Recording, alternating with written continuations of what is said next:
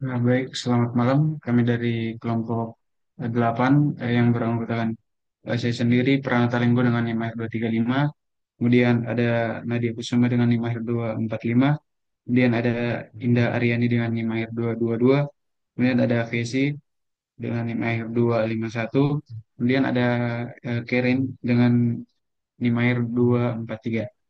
Jadi materi yang akan kita bahas pada malam hari ini atau yaitu gambaran umum analisis keuangan. Jadi analisis keuangan itu merupakan proses penguraian dan penilaian terhadap laporan keuangan suatu entitas bisnis dengan tujuan untuk menilai kinerja, posisi keuangan, dan prospek perusahaan di masa depan.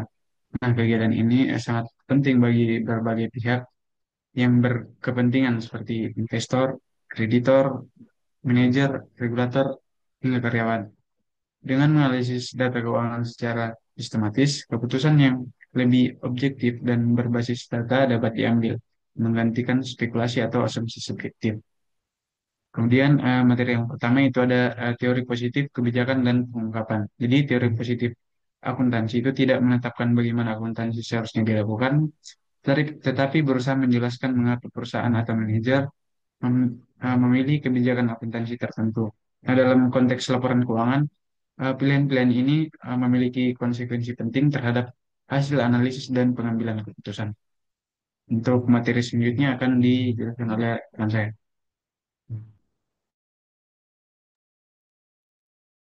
Baik, materi selanjutnya itu mengenai motivasi utama pemilihan kebijakan akuntansi. Di sini ada tiga. Yang pertama itu ada kontrak kompensasi, yaitu manajer akan cenderung memanipulasi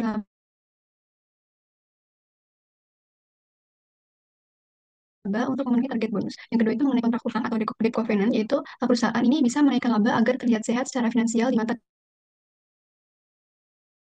kreditor. Lalu yang ketiga itu ada tekanan pasar modal, yaitu di sini stabilitas laba sering diutamakan untuk mempertahankan harga saham. Lalu materi selanjutnya mengenai bentuk praktik yang muncul. Di sini ada tiga juga. Yang pertama itu ada earning management, yaitu di sini memanipulasi dalam pengakuan pendapatan atau pengeluaran agar menciptakan laba yang diinginkan. Lalu yang kedua itu pengungkapan kinerja positif. Lalu untuk yang bentuk yang ketiga itu ada real activity manipulation, ya untuk pengaruh jangka pendek. Lalu materi mendeteksi kemungkinan manajemen laba. Yang kedua memahami struktur insentif manajemen dan yang ketiga melakukan adjustment terhadap kondisi ekonomi real. Materi selanjutnya akan dijelaskan oleh teman saya.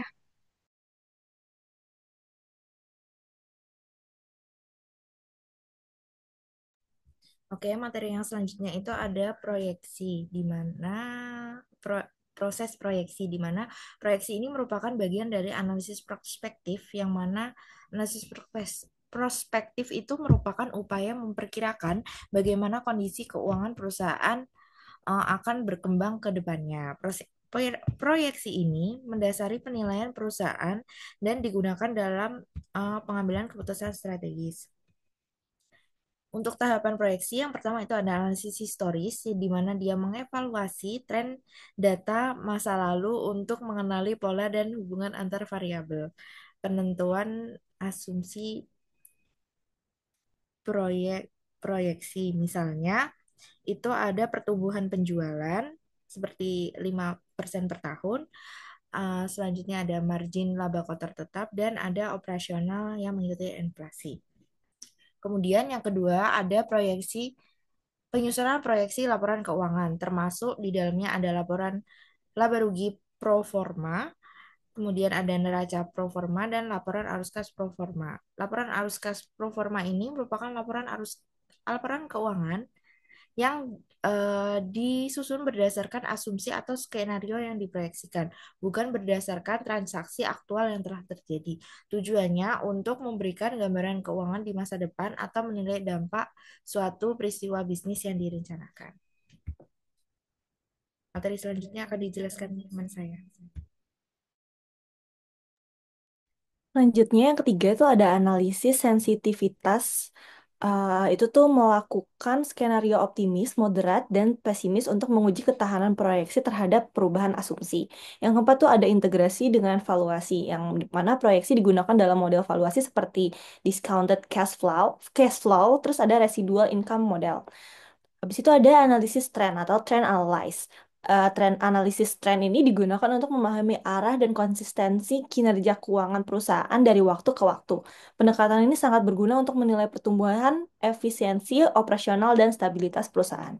Selanjutnya akan dijelaskan oleh teman saya. Nah, yang selanjutnya itu tentang metode utama analisis tren. Yang pertama itu ada analisis perubahan tahunan atau year-to-year change analysis. Artinya itu mengukur perubahan dalam nilai absolut dan persentase antara satu tahun dengan tahun berikutnya. Dan yang kedua itu ada analisis indeks. Artinya itu membandingkan setiap item laporan keuangan terhadap satu tahun dasar, sehingga memudahkan visualisasi pertumbuhan atau penurunan dalam jangka panjang.